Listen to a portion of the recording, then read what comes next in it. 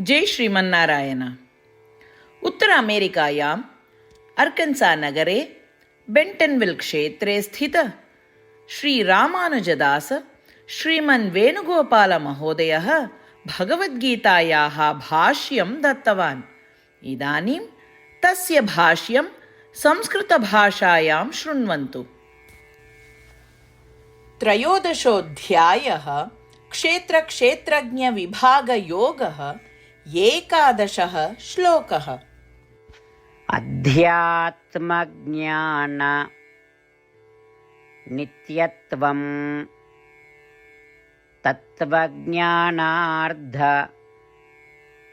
चिन्तनम् एतज्ज्ञानम् इति प्रोक्तम् अज्ञानं यदतोऽन्यथा। ओम। गीताचार्यः श्रीकृष्ण परमात्मा अर्जुन समेतम् अस्मान् सर्वान् क्षेत्रक्षेत्रज्ञविभागयोगं शिक्षयति। परमात्मा वदति, अर्जुन, आत्मसाक्षात्कारं प्राप्तुम् अस्माभिः आचरितव्याः गुणाः के इति अहं त्वां वर्णयामि। इदानीं 19तमगुणः।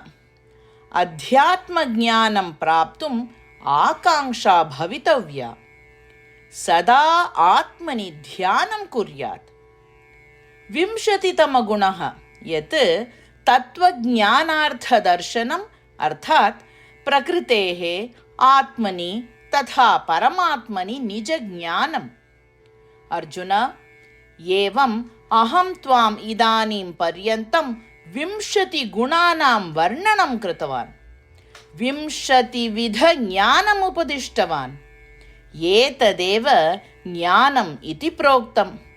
अतः अन्यत् सर्वम् अज्ञानम् इति प्रोक्तम्।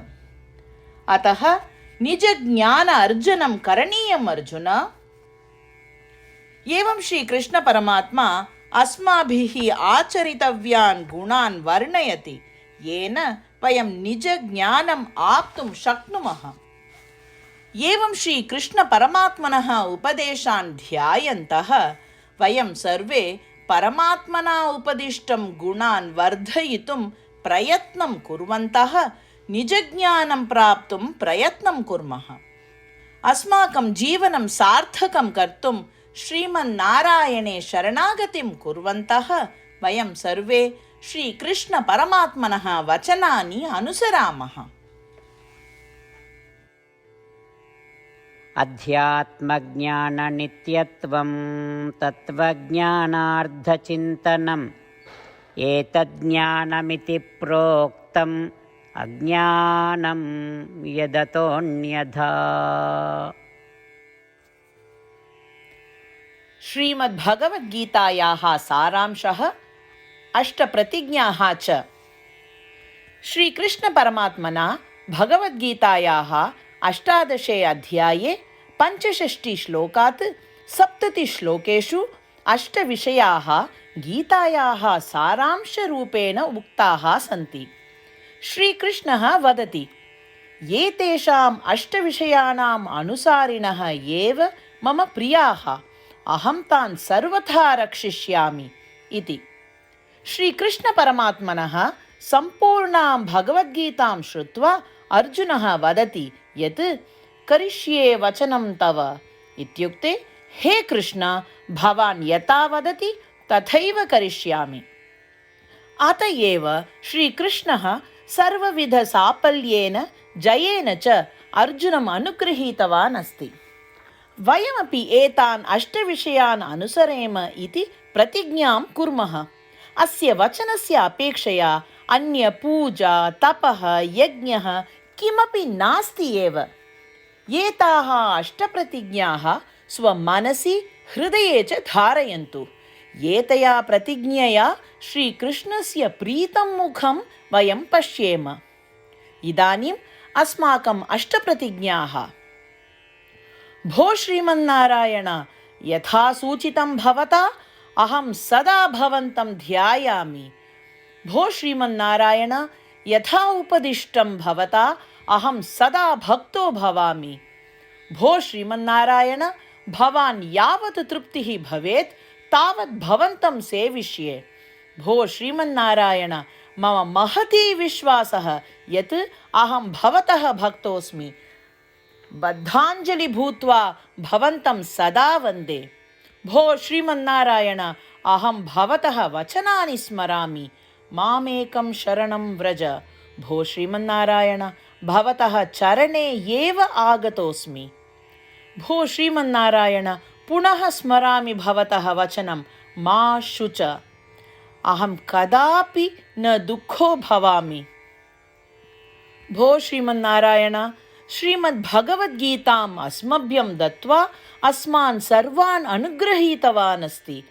प्रतिदिनं भगवद्गीतायाः एकं श्लोकं वा शृणोमि उत वदामि इति प्रतिज्ञां करिष्ये। भो श्रीमन्नारायण, सर्वेभ्यः मानवेभ्यः भगवद्गीता भवता अनुगृहीता अस्ति। अज्ञातेभ्यः जनेभ्यः अपि एतां भगवद्गीतां नेतुं यतिष्ये। भो श्रीमन्नारायण, यथा भवता उक्तं तथा करिष्ये। यथा भवतः इच्छा तथैव आचरणं करिष्ये। भवतः एव सेवां करिष्ये। यदि एवं श्रीमन्नारायणस्य वचनं पालयेम तर्हि तदेव प्रत्येकस्य पूजा भविष्यति। पूर्णविश्वासेन पुनः प्रतिज्ञां कुर्मः। भो श्रीमन्नारायण, करिष्ये वचनं तव। अध्यात्मज्ञान नित्यत्वं तत्त्वज्ञानार्थ चिन्तनम् एतज्ज्ञानम् इति प्रोक्तम् अज्ञानं यदतोऽन्यथा। ॐ अध्यात्मज्ञाननित्यत्वं तत्त्वज्ञानार्धचिन्तनम् एतज्ज्ञानमिति प्रोक्तम् अज्ञानं यदतोऽन्यथा।